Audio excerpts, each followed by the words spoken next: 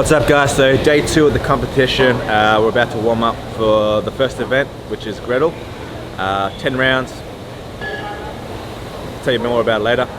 So what's happening right now, the guys are just about to warm up right now. They're going to spend about 4 or 5 minutes just flushing, just moving the body, raise that core temperature, and then what we have planned is 35 minutes before the event, we're going to start making our way over, do some mobility.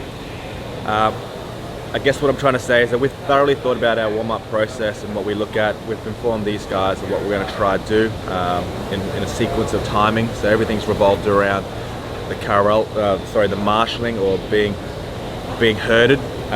That's a big factor as well. Like, I think what gets overlooked a lot of the time is that when you see them begin the workout and from the last time they do anything physically to warm up for the event, it could vary from 10 minutes all the way up to 20-25 minutes, and that's the reality of it.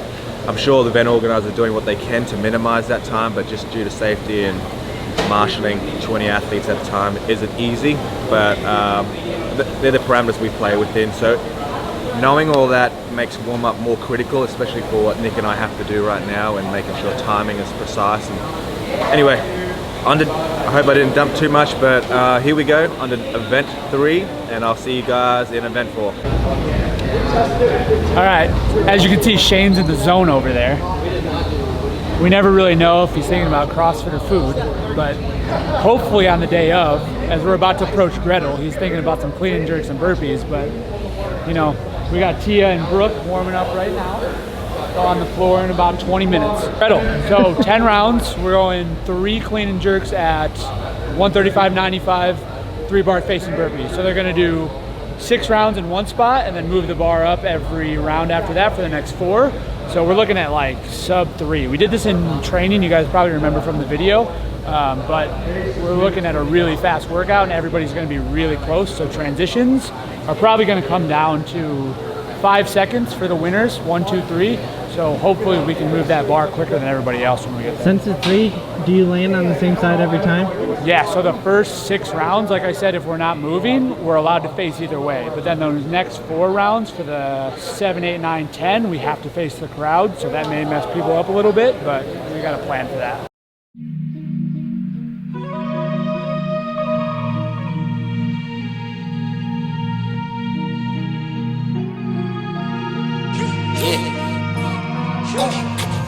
Big time, number 9.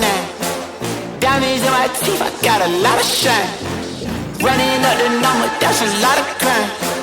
Try to take it from me, must be out your mind. Big time, lot of slime. Smoky in the air, that's a lot of pine. Pockets running over with the dollar sign. Try to take it from me, yeah. Big time, big time. Big time. Big time. Big time.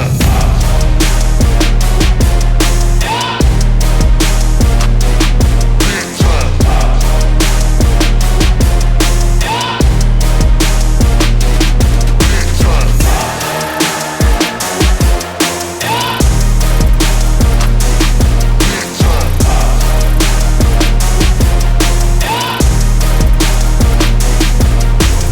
Big time. Number 9. Diamonds in my teeth, I got a lot of shine. Running up the numbers, that's a lot of grind. Try to take it from me, must be out your mind. Lot of shine. Smoky in the air, that's a lot of pine. Pockets running over with the dollar signs. Try to take it from me.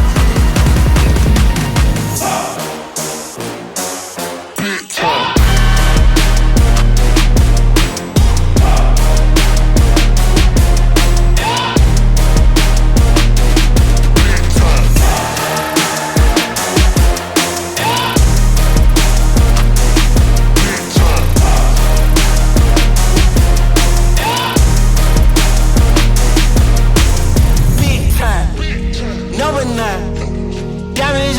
I got a lot of shine. Running up the numbers, that's a lot of grind. Try and take it from me, must be out your mind. I'm big time, lot of shine. Smoky in the air, that's a lot of pine. Pockets running over with the dollar sign. Try and take it from me, from me, from me, from me.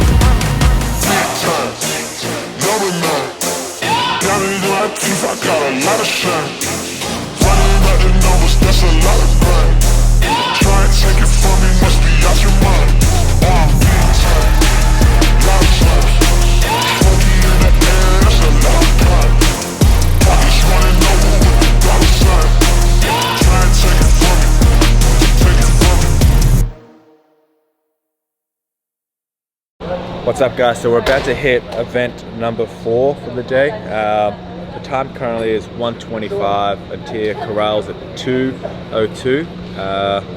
That gives us about 30 minutes to warm up for the rest. They've been mobilizing for the last 10-15 minutes now.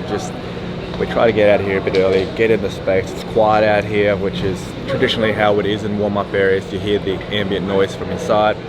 Anyway, just good to be amongst it, you know, this is where it all happens. Anyway, that said, just mobilizing now. In the next 5-10 minutes, we're going to start implementing, I'll start moving, playing around with each movement by itself, and then we'll start doing like a very intense primer. Hit paces we will for the true form, and then we'll come over here, do some ring muscle ups and stuff like that. Our objective, maybe 3 to 5 minutes. We'll rest completely before we go in and corral. How did Gretel go? Gretel went really well, right? It's one of those ones, we spoke about it with some of the other guys as well. Like, I had a good chat with Justin about it himself, and out of the whole weekend, they're the ones where make or break, right? Like with the snatch and the Gretel, room for error is minimal, so you just got to execute and make sure you do that. Again, based off the ladies who came from the quarterfinals, they can all move a barbell really well. You look at event 4 with the snatches and high box jump overs, they all have that capacity or that range, given that was like a 3-minute round workout. I use that as a good gauge of who would do well in Gretel. It played out to be relatively close to what we would imagine happen. So it went well overall, right? So I think to come second by half a second is phenomenal in that sense, and we learn a lot out of that as well. You know, we're using this experience here as a tool to be better for the championship, right? So that's what our head's based, or what my head's revolving around or conscious about as well.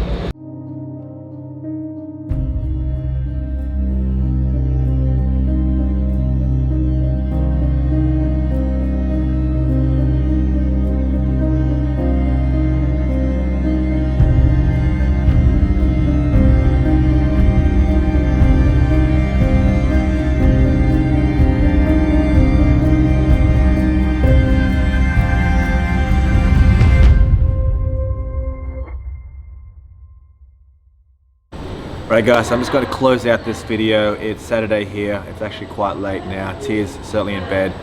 I generally find myself, if I'm still up and about and active, I try and make my way down in the lobby reception area and just hang out there if I can. I'd probably head up shortly anyway and go to bed. I'm actually a bit more tired than I anticipated, which is awesome. That allows me to be more focused for Sunday. So how I feel about where we are right now, great finish. I'm sure I'm going to sit back with Tia at the end of this weekend and revise everything. Look at all the videotapes of what we have available to go through performance. Start analysing how we felt, what we did in the backstage warm-up area. Was it right? Could we have done more? Could we have done better? Could we have done less as well? I think the reality is it's been a while since we've been in a sort of a semi-final sanction event, regional style environment. So fine-tuning our performance is big on what we're trying to do. You know, like we talk about, like we're training for the big dance at the end of the season, the championship. So we want to make sure that we learn things from this so that we can bring that in and execute that weekend. Overall, again, another great day. A lot of learnings too. Like, I'd be lying. Wouldn't be truthful if I didn't say there were areas where we can improve on, right? Even fortunately, we can look at it and go, great, she got a first place, but there are still learnings in that for us as well. And learnings about pacing wise, obviously structuring, like if we were to do that work at a game, what would we do different? Simple questions like that are some of the things that we look back on. I certainly want to highlight the positives, but again, there's learnings, and that's what we're after as well. But guys, appreciate you guys, what you're doing for us. The comments have been awesome. Even the message we've been receiving, the support through the YouTube channel, we absolutely love it. Thank you for doing that, and I look forward to the next one.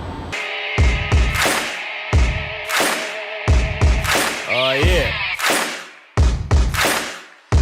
Yo, let's do this. Got picture homie rolling. Let me offer my condolence. You don't know just how I'm doing. And the silence golden broke cause they know him for talking fluent. Got him under the influence, the truest, talking to him. But